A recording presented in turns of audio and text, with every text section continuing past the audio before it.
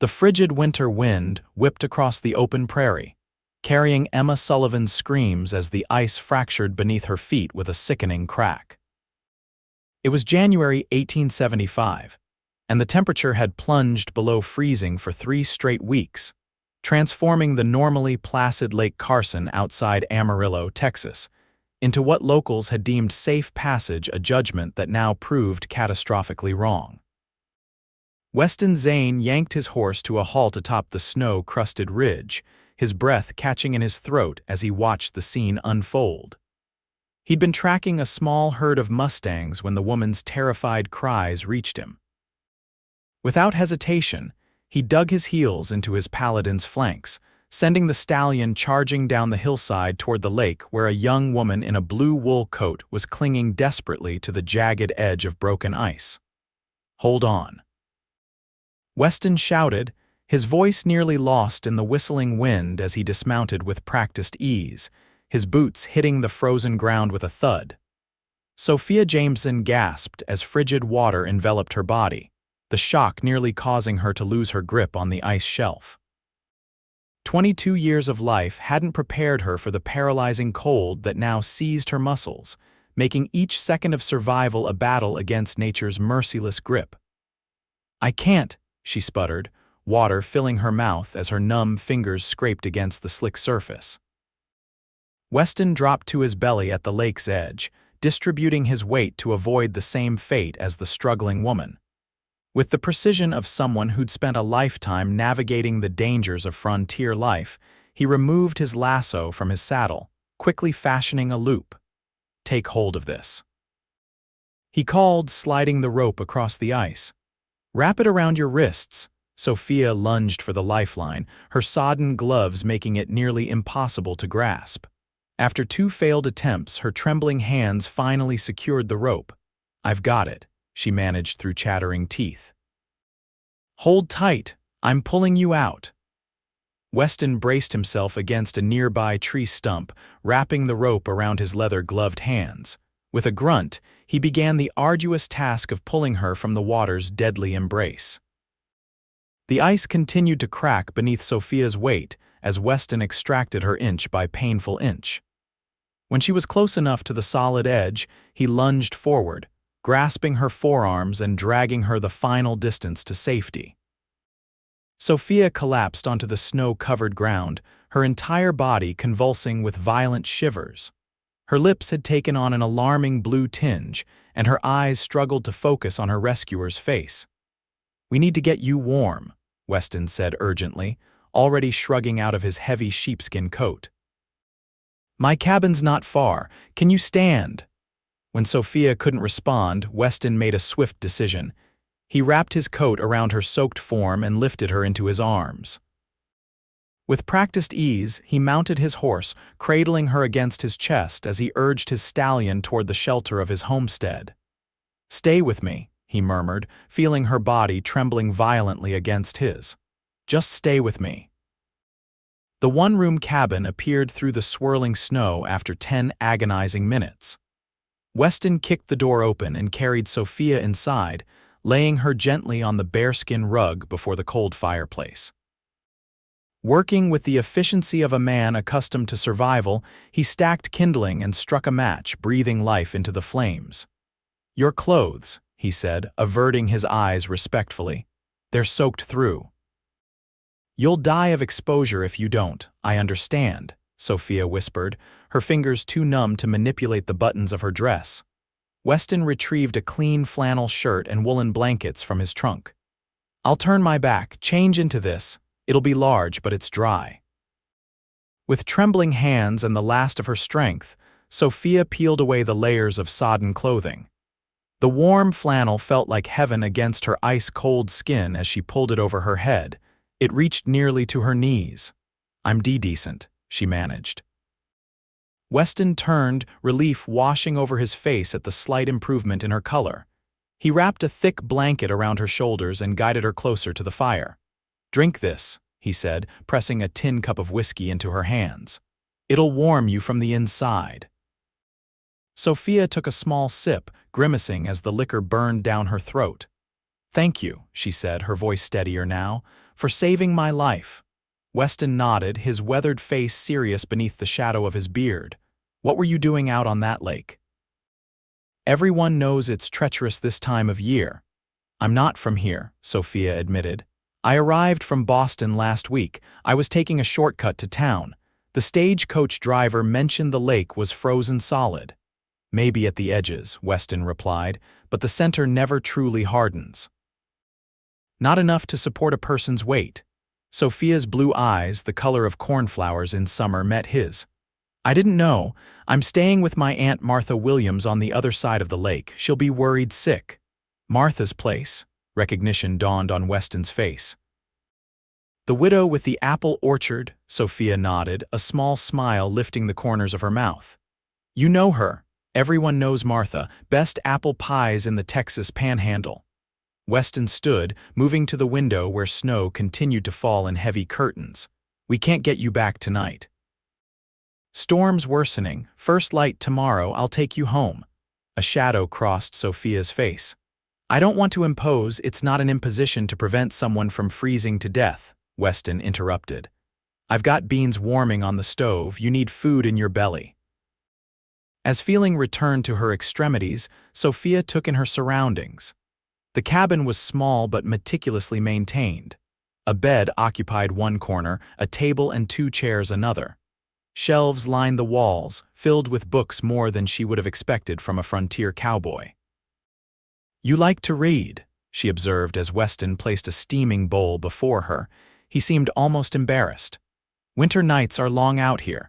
Books keep the mind from growing as barren as the landscape. Sophia's gaze traveled to a particularly worn volume of Thoreau's Walden. A man after my own heart, she said softly. I taught literature back in Boston. Weston's eyebrows rose in surprise. You're a teacher? Was, Sophia corrected, something complicated flickering across her face. I'm not certain what I am now. My aunt suggested I come west after. She trailed off, her fingers absently twisting a silver ring on her right hand. After, Weston prompted gently. After my fiancé died, she said simply. Influenza took him last winter. Understanding settled in Weston's dark eyes. I'm sorry for your loss. Thank you. Sophia took another sip of whiskey, letting the warmth spread through her chest. Aunt Martha thought the change might help, a fresh start in a new place. And has it? Weston asked, settling into the chair across from her. Sophia considered the question. I haven't decided yet. Though drowning in a frozen lake wasn't part of my plan for renewal. A smile cracked through Weston's serious expression, transforming his face. No, I don't imagine it was. They fell into comfortable conversation as the storm raged outside, the howling wind a counterpoint to the crackling fire. Sophia learned that Weston had come to the Texas Panhandle 5 years earlier, after serving in the war. He worked as a horse trainer for several ranches in the area, but preferred the solitude of his cabin to the bustle of Amarillo. And your family? Sophia asked, noting the absence of photographs or mementos. Gone, Weston replied, his voice matter of fact. My mother passed when I was 12, father during the war, no siblings? You're alone, Sophia said, not with pity but recognition. Weston met her gaze. As are you in your way. The truth of his statement settled between them like a tangible thing. As the evening deepened, Sophia's eyelids grew heavy, the day's trauma and the whiskey working in tandem to pull her towards sleep. Take the bed, Weston said, noticing her fatigue. I'll sleep by the fire. I couldn't possibly. You can and you will, he insisted. You nearly died today. Your body needs proper rest. Too exhausted to argue, Sophia allowed him to help her to the narrow bed in the corner. The sheets smelled of pine and open air as she slipped beneath them, still wrapped in the flannel shirt that carried his scent. Good night, Mr. Zane, she murmured, already drifting. Weston, he corrected softly. Out here, formality seems excessive when I've already seen you half frozen. A small laugh escaped her. Good night, Weston. Good night, Miss Jameson, Sophia, she replied, her eyes closing. After all, you've already saved my life. Dawn broke clear and cold, the storm having passed in the night. Sophia woke to the scent of coffee and the sound of Weston moving quietly around the cabin. Her clothes hung by the fire, now dry and warm. "Your aunt will be worried sick," Weston said as they shared a simple breakfast of cornbread and honey. "We should head out as soon as you're ready." Sophia nodded, suddenly reluctant to leave the sanctuary of his cabin. Yes, of course. The ride to Martha's homestead took less than an hour, the crisp morning air burning Sophia's cheeks as Weston's horse carried them across the snow-covered landscape. They approached the modest farmhouse from the north, avoiding the treacherous lake entirely. Martha Williams burst from the front door before they'd even dismounted, her gray hair escaping her bun, her face etched with worry. "Sophia," she cried, rushing forward. "Lord above, I've been sick with fear." "When you didn't return yesterday, I'm fine, Aunt Martha," Sophia assured her, sliding from the horse with Weston's assistance. "Thanks to Mr. Zane, I foolishly tried to cross the lake." Martha's hand flew to her mouth in horror before her gaze shifted to Weston. "You pulled her out," he nodded, uncomfortable with the gratitude shining in the older woman's eyes. "Anyone would have done the same." "But it was you who did it," Martha insisted, taking his gloved hand between both of hers. "You must come in, I insist." "I should get back," Weston began. "Nonsense," Martha interrupted. "At the very least, you'll stay for a hot meal. I won't hear otherwise." Weston glanced at Sophia, who offered a small smile. "My aunt is formidable when she's made up her mind," she warned. "I can see that," he conceded, dismounting and tethering his horse to the hitching post. The farmhouse was warm and filled with the scent of baking bread. As Martha bustled about preparing a proper meal, Sophia changed into her own clothing, returning to find Weston standing awkwardly by the fireplace, examining the collection of daguerreotypes on the mantel. "Is this you?" he asked, pointing to an image of a serious-looking young girl with a book in her lap. Sophia nodded, moving to stand beside him. "My 10th birthday, I was painfully shy.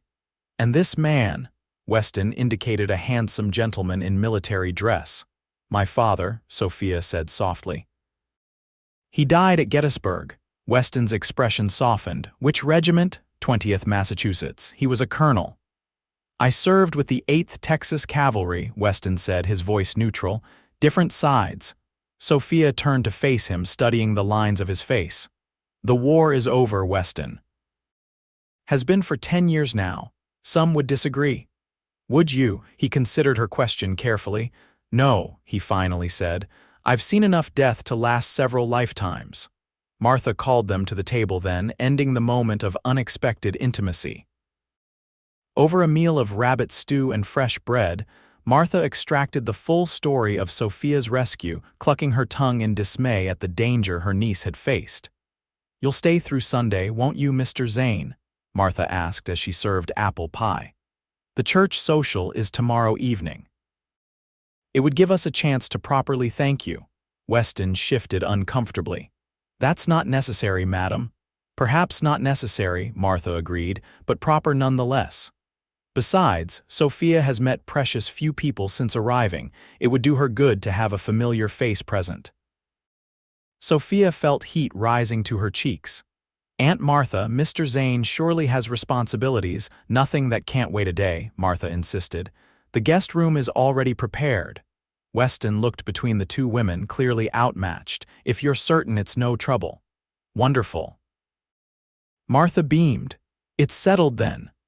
Later, as dusk settled over the homestead, Sophia found Weston on the front porch, staring out at the distant lake that had nearly claimed her life.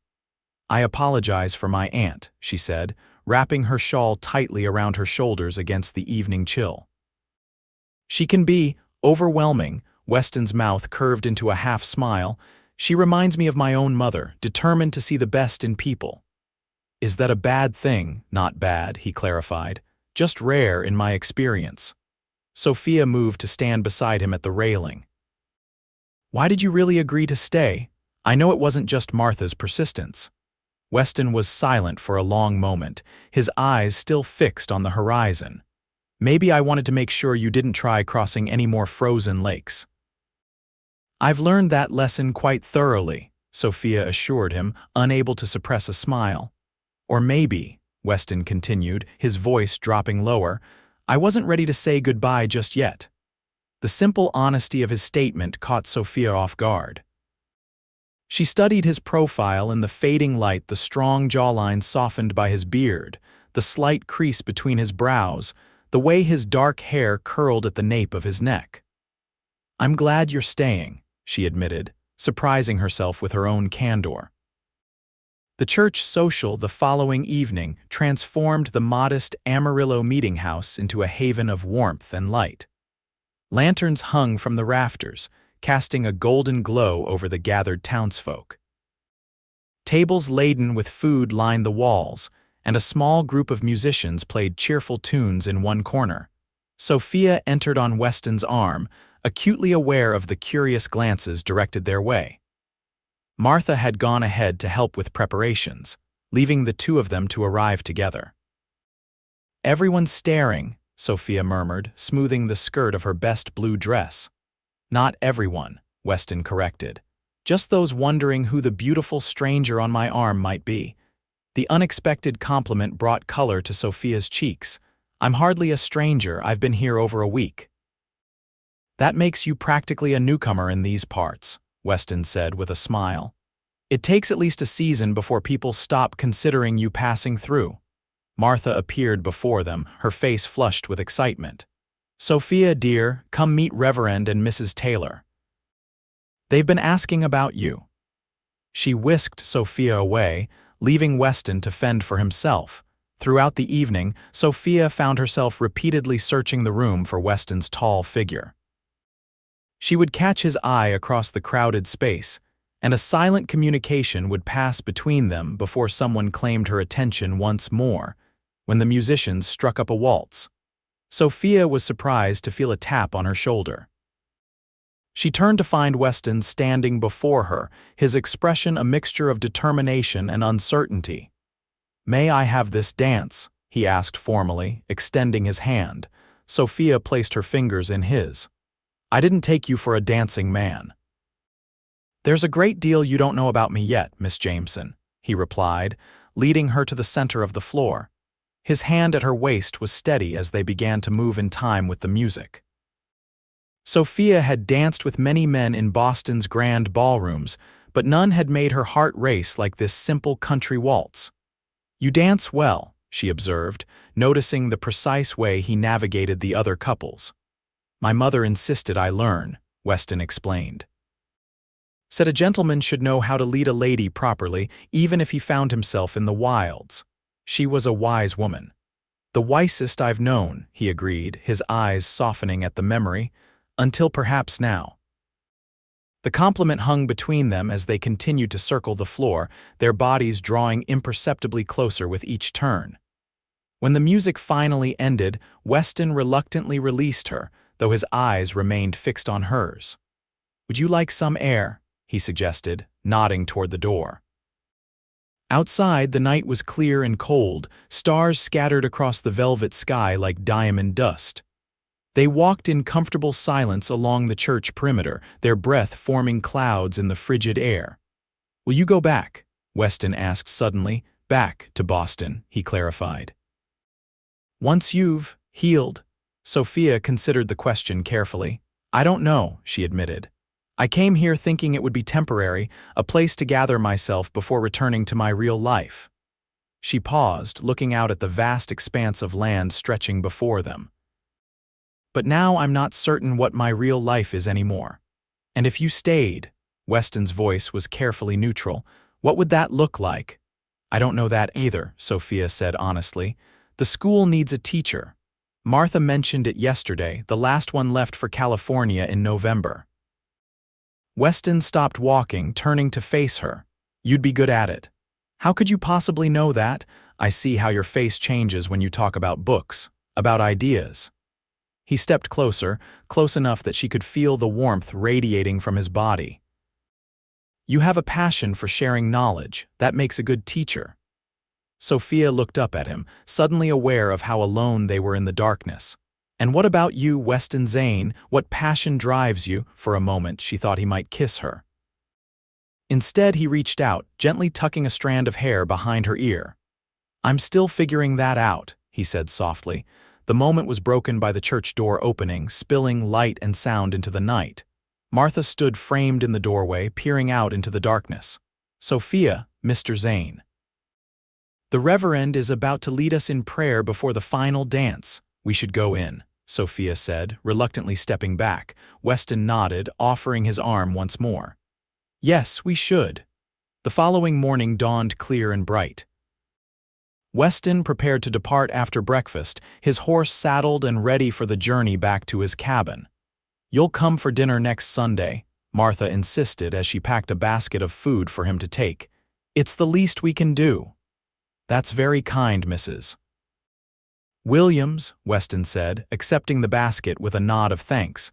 Sophia walked him to his horse, a strange sense of loss already taking root in her chest. "Thank you again," she said, watching as he secured the basket to his saddle. "Not just for the rescue, but for everything after." Weston turned to face her, his expression serious. "I meant what I said last night, Sophia. You'd make an excellent teacher." "I'm considering it," she admitted.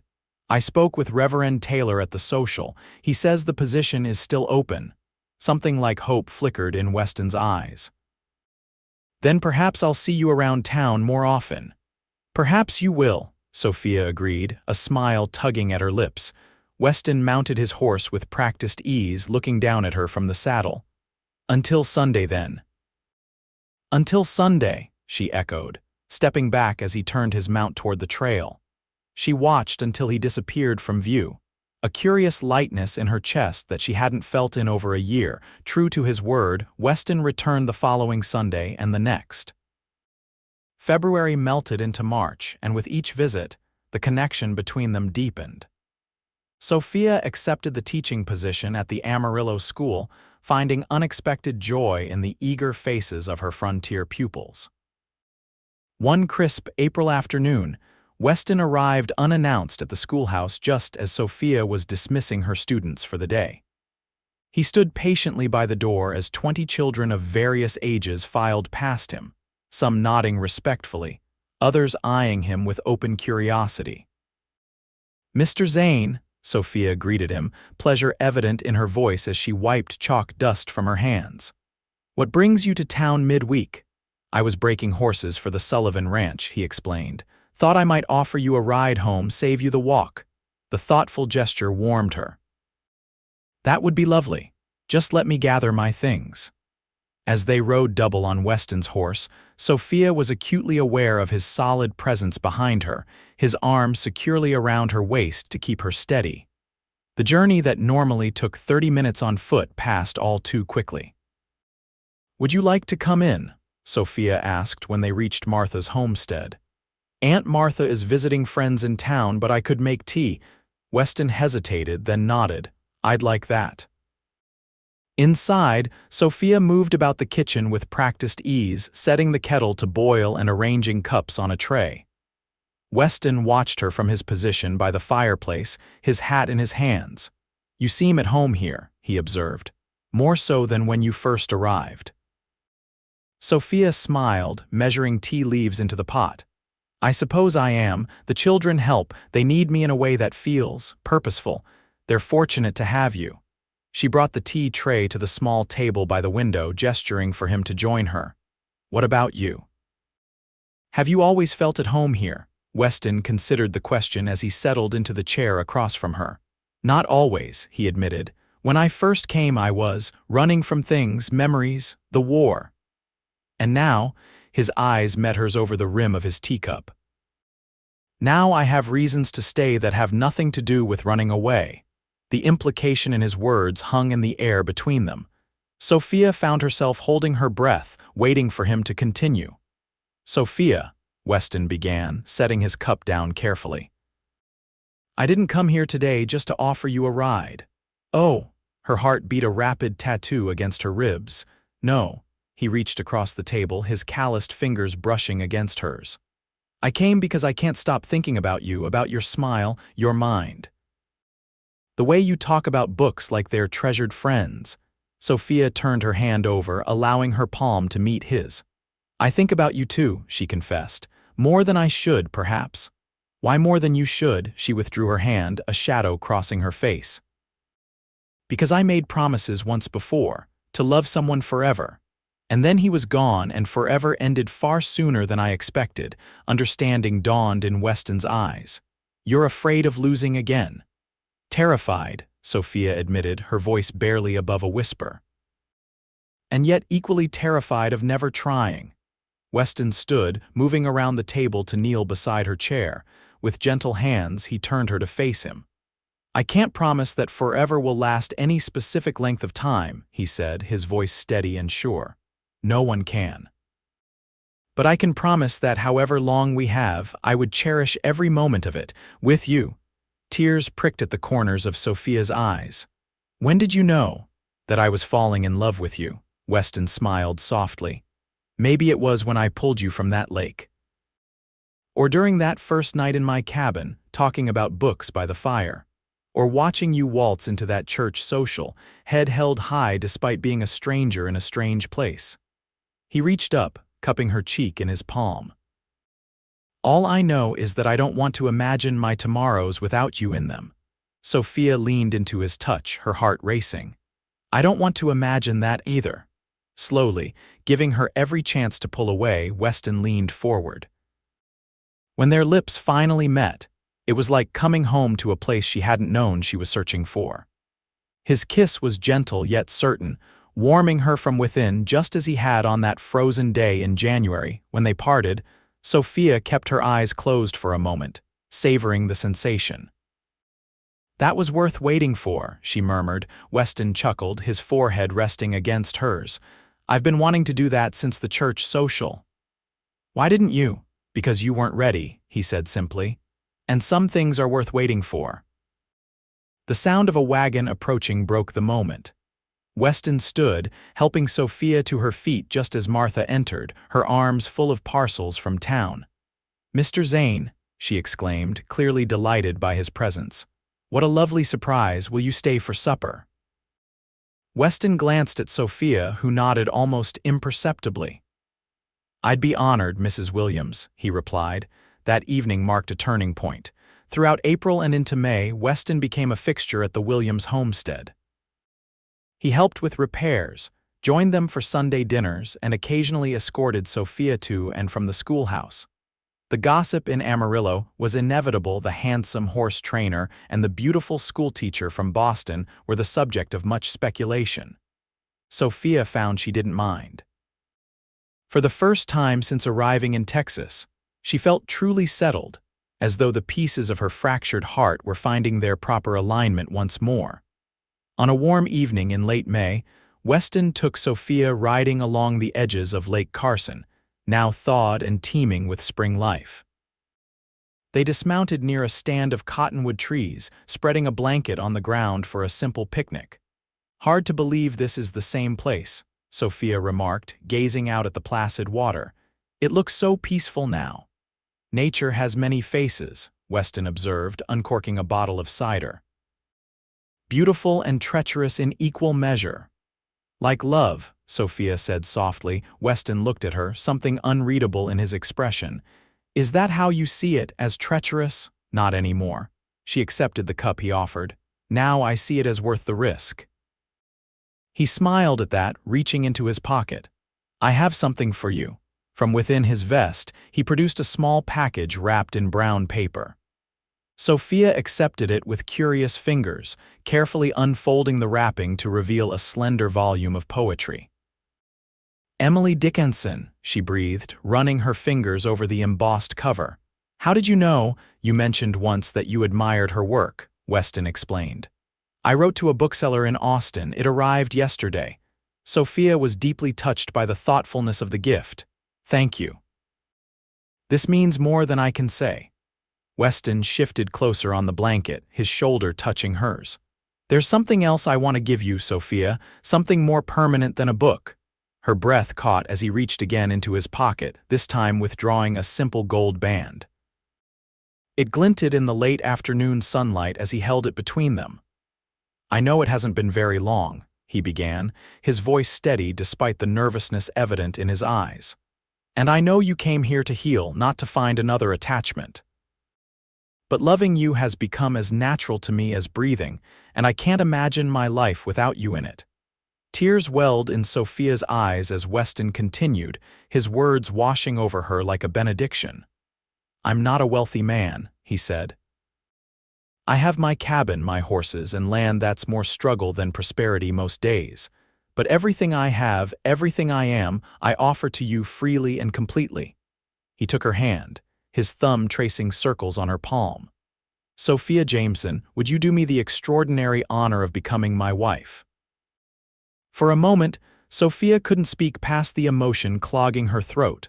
Her mind flashed to that January day, the cracking ice, the paralyzing cold, and then to Weston's arms pulling her to safety, warming her back to life. "Yes," she finally managed, her voice thick with tears. "Yes, Weston Zane, I will marry you." His face broke into a radiant smile as he slipped the ring onto her finger.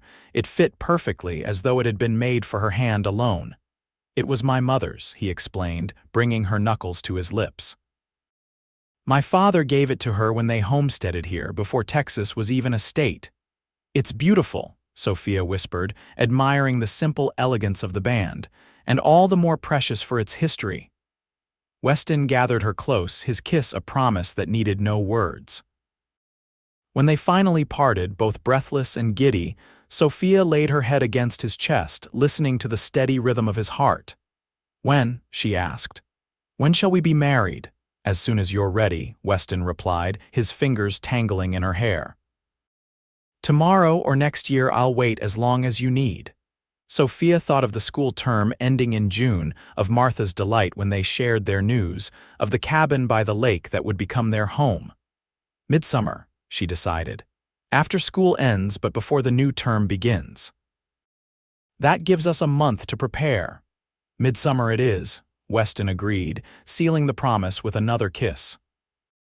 Martha's reaction to their engagement was everything they expected: tears of joy, immediate discussion of wedding preparations, and no small amount of self-satisfaction at having orchestrated their initial meeting, however inadvertently. "I knew from the moment he brought you home that day," she declared. "A woman my age recognizes true connection when she sees it." The weeks leading up to the wedding passed in a whirlwind of activity. Sophia finished the school term, said goodbye to her students for the summer, and helped Weston expand his cabin to accommodate their married life. Martha sewed a wedding dress from fine cream-colored fabric ordered specially from Dallas, embellishing it with lace from Sophia's mother's gown, carefully preserved and transported from Boston. On the morning of their wedding day, June 21st, 1875, Sophia stood before the mirror in Martha's guest room, hardly recognizing the woman who gazed back at her. Gone was the hollow-eyed grief that had shadowed her features upon her arrival in Amarillo. In its place was a quiet radiance, a certainty that transcended mere happiness. "You look beautiful," Martha said, adjusting the simple veil. "Like you found your place in the world." Sophia smiled, reaching for her aunt's hand.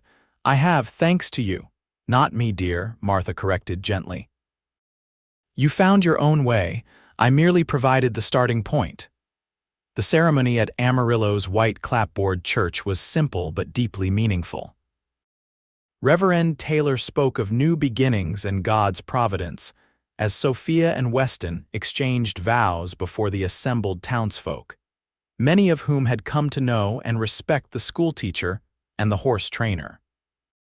When Weston slipped the gold band onto Sophia's finger for the second time, this time with formal intention, his hands were steady, his eyes never leaving hers. "With this ring I thee wed," he said, his voice carrying clearly through the hushed church, "and all that I am I give to you." Sophia repeated the vow as she placed a matching band on his finger, her heart so full she thought it might burst from her chest. "I now pronounce you husband and wife," Reverend Taylor declared. "What God has joined together, let no man put asunder." Their first kiss as a married couple was brief but tender. mindful of the assembled congregation yet unmistakably passionate. As they turned to face their friends and neighbors, Sophia caught Martha wiping away a tear, and even stoic Weston couldn't suppress the smile that transformed his features. The celebration afterward at the town hall lasted well into the evening. There was dancing and feasting, toasts and well wishes from what seemed like every resident of Amarillo and the surrounding countryside.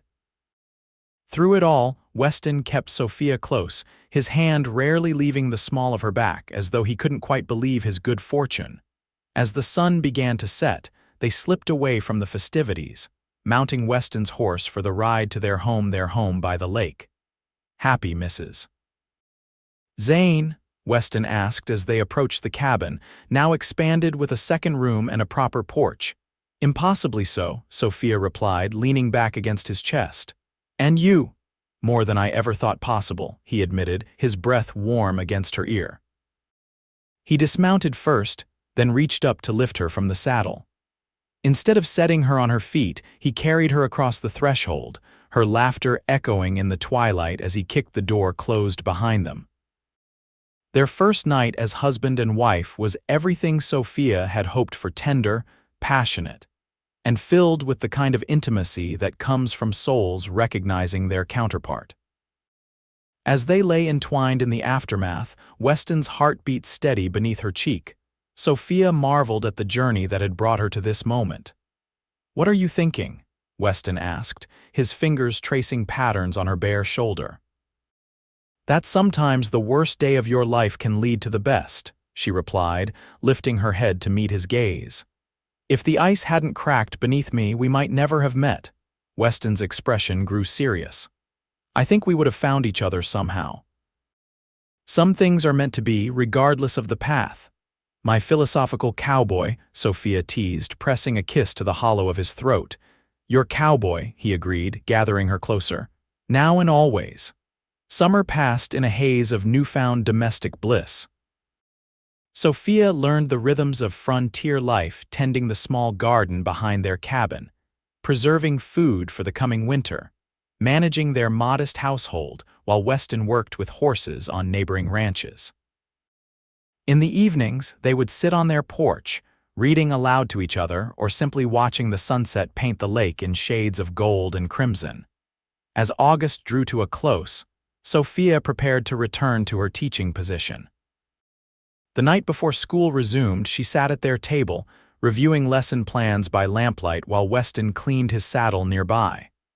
"I was thinking," he began, his tone deliberately casual, "the west bedroom is sitting empty."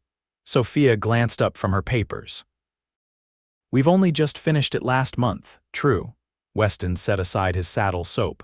"But it might not stay empty for long." Sophia's heart skipped a beat as she caught his meaning.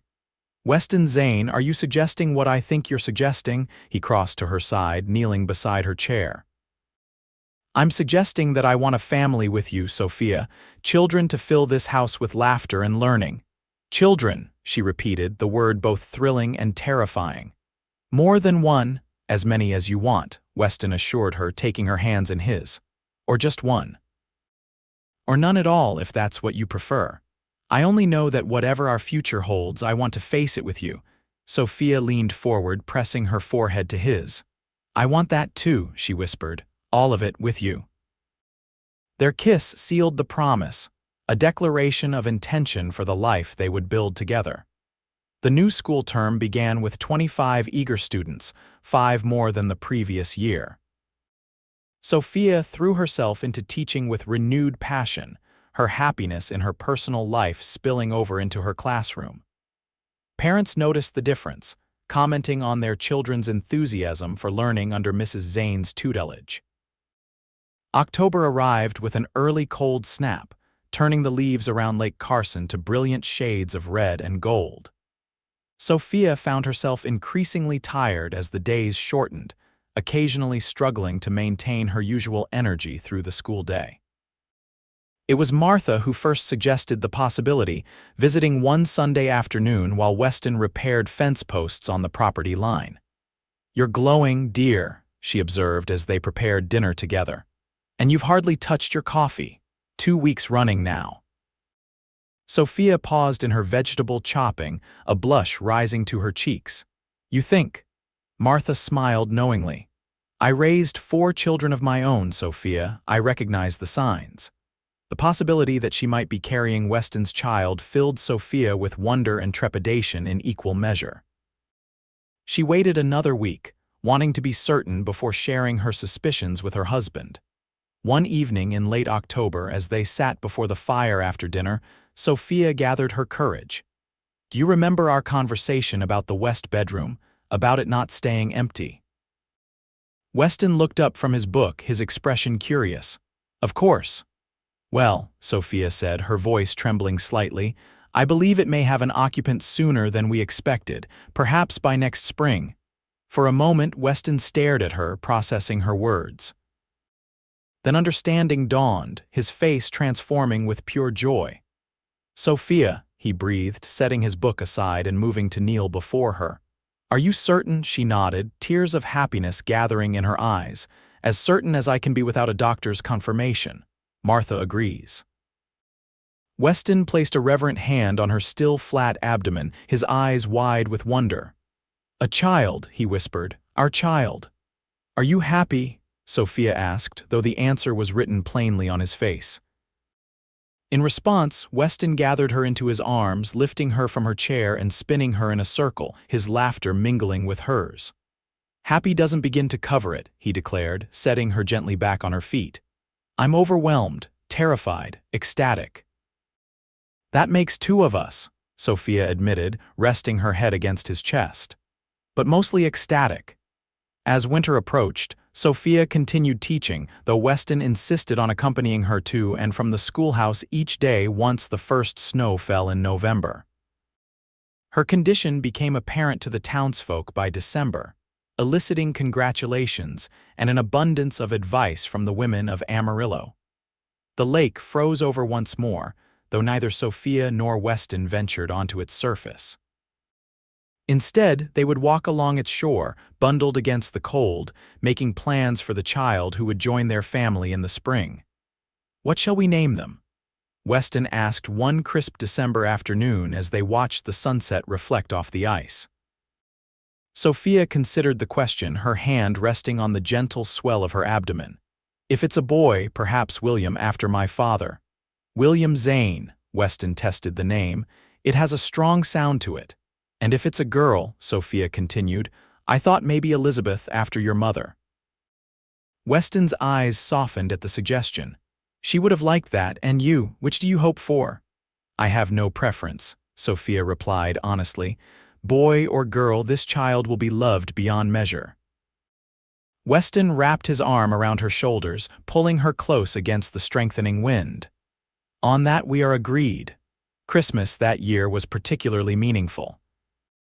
Martha joined them for a festive dinner, bringing gifts not only for the couple but for the unborn child, as well a handmade quilt stitched with scenes from nursery rhymes. "For a teacher's child," she explained as Sophia ran her fingers over the detailed embroidery. "Stories to grow with." New Year's Eve found Sophia and Weston alone in their cabin, watching the clock tick toward midnight. As 1875 prepared to give way to 1876, Sophia felt the baby move, a distinct fluttering that she'd been experiencing with increasing frequency. "Weston," she said, taking his hand and placing it where she'd felt the movement. "Wait." For several seconds, nothing happened. Then, as if on cue, the baby shifted, a gentle ripple beneath Weston's palm. His eyes widened in amazement. "That's incredible," he whispered. "Hello there, little one." The clock struck midnight as they sat together, hands joined over the promise of their future. Weston leaned in, kissing Sophia with tender reverence. "Happy New Year, Mrs. Zane," he murmured against her lips. "Happy New Year," she replied, a smile blooming across her face. "The first of many." January arrived with bitter cold and heavy snow. On the anniversary of her near drowning, Sophia stood at the window of their cabin, watching ice crystals form intricate patterns on the glass. Behind her, Weston stoked the fire, ensuring the home remained warm despite the howling wind outside. "A year ago today," Sophia mused, her hand absently stroking her rounded belly. "I thought I was going to die beneath that ice." Weston crossed the room to stand behind her, his arms encircling her waist, hands cradling her abdomen. "And instead, you found a new beginning." "We both did," she corrected, leaning back against his solid warmth. "No regrets?" Weston asked, his chin resting on her shoulder. "About staying in Amarillo, about us?"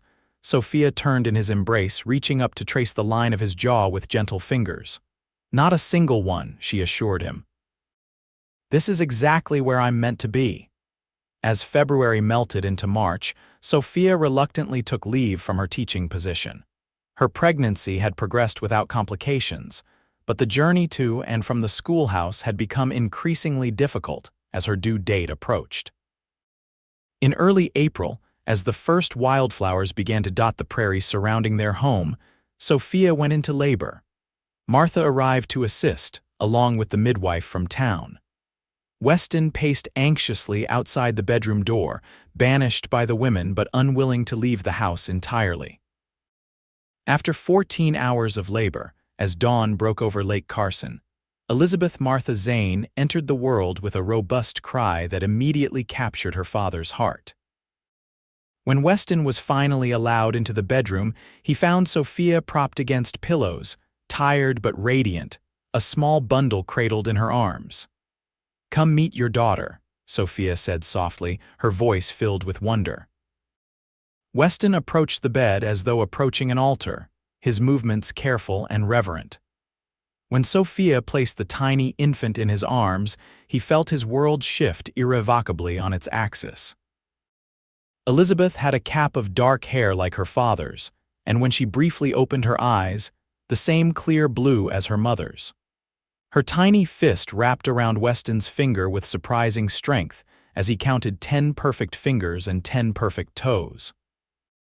"She's miraculous," he whispered, afraid to disturb the peaceful newborn. "Like her mother." Sophia smiled, exhaustion and joy warring in her expression. "She has your chin, and your determination. She certainly took her time arriving." Weston carefully returned Elizabeth to Sophia's arms, settling beside them on the edge of the bed. "Thank you," he said, emotion making his voice rough. "For our daughter, for our life together." "Thank you for pulling me from that frozen lake," Sophia replied, her eyes meeting his over their child's head. "And for warming me with forever." The years that followed brought challenges and joys in equal measure. The severe drought of 1877 tested every farmer and rancher in the region, including Weston, who struggled to maintain his horse training business when many clients could barely afford to feed their existing stock.